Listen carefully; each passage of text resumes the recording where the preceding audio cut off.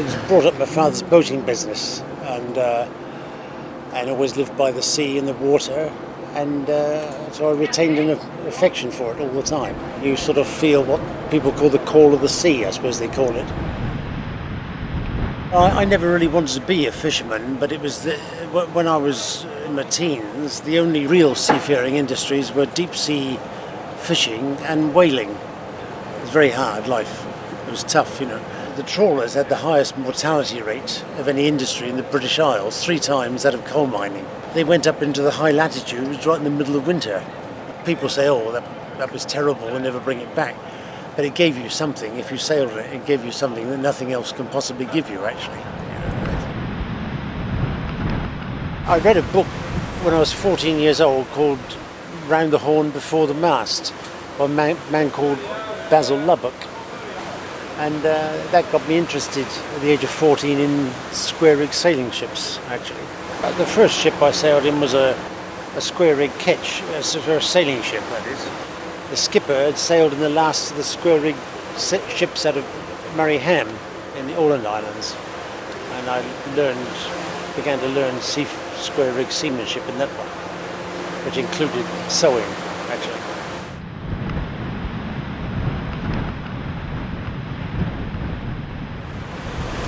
But the best voyaging was in the South Pacific, just wandering. I had a gaff cutter, which I built in 1977, and I went cruising in her in the Pacific for several years. And I sold her, and then found myself without a ship, so I did the same thing again, building a schooner, 50 foot, 26 tons. It had no engine or no modern gadgets or anything. In these days of modern materials, flax has become to be underestimated. And while it's hard work, there's still a lot to be said for it. It'll stand much longer than people think it will.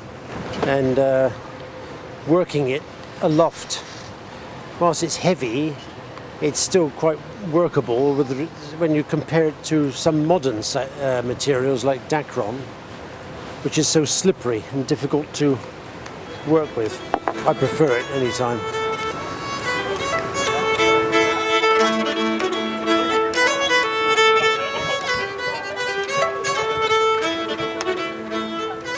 I've written 2 books.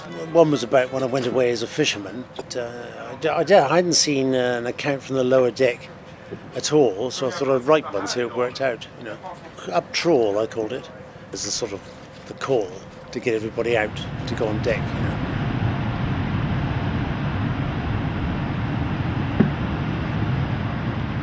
For some reason I'm not particularly superstitious. No, not particularly. There are certain things I wouldn't do. Go to sea on a Friday I wouldn't like to do. When you fill in a logbook, you don't say log of the ship Gothenburg from Cadiz to Recife. You say from Cadiz towards Recife, because it assumes, if you say to Recife, it assumes you're going to get there. People say don't whistle on board a ship, but I do it a lot, you know. Having your girlfriend see you off is not a good idea. I don't know why. But so another one was seeing a nun on the way to the ship.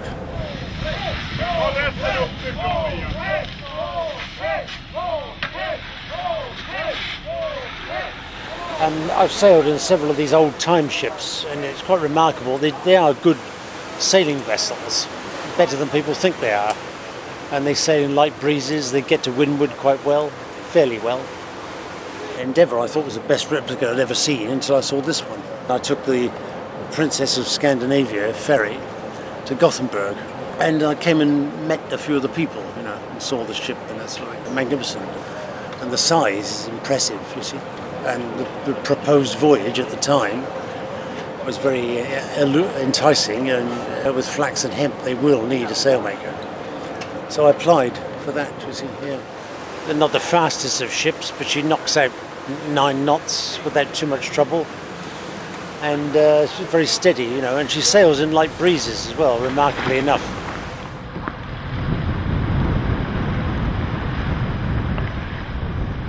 And the question I was there, why man must have abandoned all that marvellous evolution through the centuries and perfecting his ships, wind ships, and then throw it all away for the new advancement of steam and diesel, which is now called into question because of the finite aspect of the fuel. You have to go back to where man left off before you started going forward. To design something out of people's modern man's ideas wouldn't be the way to go forward. You have to go back to where he left off. The last commercial ship built was 1926, the Padua, which is still sailing as the Russian Krusenstern, and that was the last one built. Why somebody doesn't build a modern one like that, which is more like it, because that's the ultimate of what man developed.